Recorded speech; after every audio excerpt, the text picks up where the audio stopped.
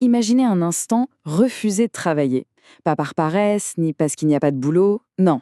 Mais pour une raison bien plus profonde, parce qu'on n'a jamais demandé à naître. C'est le point de départ un peu fou d'une histoire qui est devenue virale, qui a secoué Internet et qui vient bousculer les bases mêmes de notre contrat social. Voilà, la phrase est lâchée. C'est elle qui est au cœur de tout ce débat. Une affirmation hyper simple, directe, presque déconcertante, et qui a provoqué une avalanche de réactions passionnées partout dans le monde. Forcément, ça nous oblige à nous arrêter 2 secondes et à réfléchir à un truc qu'on a toujours pris pour acquis, le travail. Et c'est là toute la question. Est-ce qu'on est face à une vraie remise en question philosophique hyper pertinente, ou est-ce que c'est juste le prétexte le plus génial jamais inventé pour fuir ses responsabilités? Allez, on va plonger dans cette histoire pour essayer d'y voir un peu plus clair. Pour bien comprendre l'impact de cette idée, il faut d'abord qu'on s'intéresse un peu à celui qui l'a rendu célèbre. Qui est-il et comment est-ce que son histoire perso a pu devenir un tel phénomène planétaire? Donc, tout commence avec un jeune homme qui arrive à l'âge où, normalement, on entre dans la vie active. Sauf que lui, au lieu de suivre le chemin classique, les études, le premier job, la carrière, eh bien, il prend tout le monde à contre-pied. Il annonce publiquement qu'il refuse de participer au système du travail. Point. Ce qui est super intéressant, c'est la logique derrière son refus.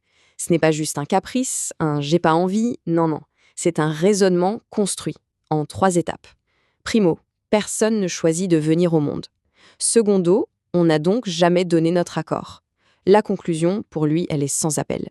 Si l'acte même de notre existence nous a été imposé, alors les règles qui vont avec, comme l'obligation de travailler, eh bien elles ne sont pas légitimes. On pourrait se dire, ok, encore un buzz Internet qui ne repose sur rien. Mais en fait, cet argument, il ne sort pas de nulle part. Il s'inspire d'un courant de pensée bien plus ancien et bien plus structuré qu'on l'imagine. On va voir ça ensemble. Non, cette idée n'a pas été inventée hier. Elle fait écho à de très vieux débats philosophiques sur la valeur même de l'existence. Et cette position, elle porte un nom bien spécifique. Et le voilà, le mot-clé, l'antinatalisme. Alors, pour les partisans de cette philosophie, le problème, c'est l'acte de donner la vie. Pas parce que la vie est forcément nulle, mais parce qu'elle revient à imposer à quelqu'un une existence, avec toutes les souffrances qui vont forcément avec, sans jamais avoir pu lui demander son avis. C'est vraiment ça le cœur du réacteur. Tout tourne autour de cette impossibilité de consentir. Pour les antinatalistes, chaque naissance, c'est un pari risqué pris par les parents, mais c'est l'enfant qui en subit toutes les conséquences, les bonnes comme les mauvaises. Ce qu'a fait ce jeune homme, finalement, c'est juste d'appliquer ce principe philosophique au contrat de travail et à la société tout entière. Bien évidemment, une déclaration pareille, ça ne pouvait pas rester sans réponse. Quand l'histoire a explosé en ligne, Internet s'est littéralement enflammé. Et on a vu se dessiner 2 camps, mais alors radicalement opposés.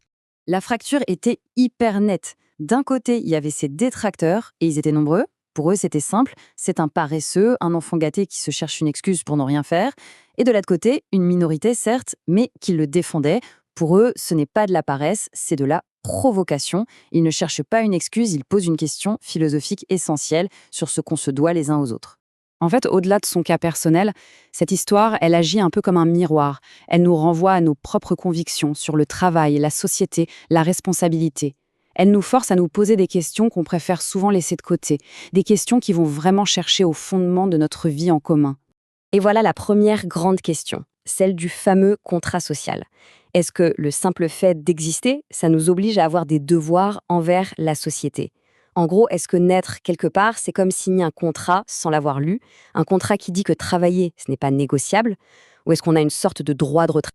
Ensuite, le débat se déplace dans la sphère privée, la famille.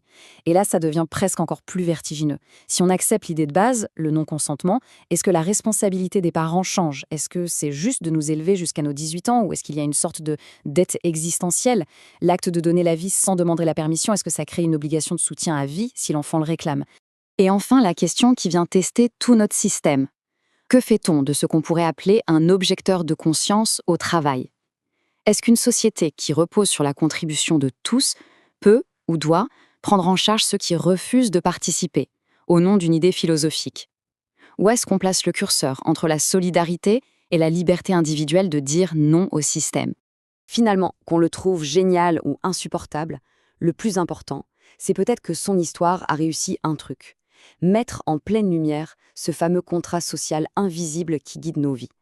Toutes ces règles qu'on suit tous les jours, sans même y penser, lui les a prises et les a mises sur la table, en nous forçant à justifier ce qui nous paraissait évident. Et donc, on boucle la boucle. On en revient à la question de départ.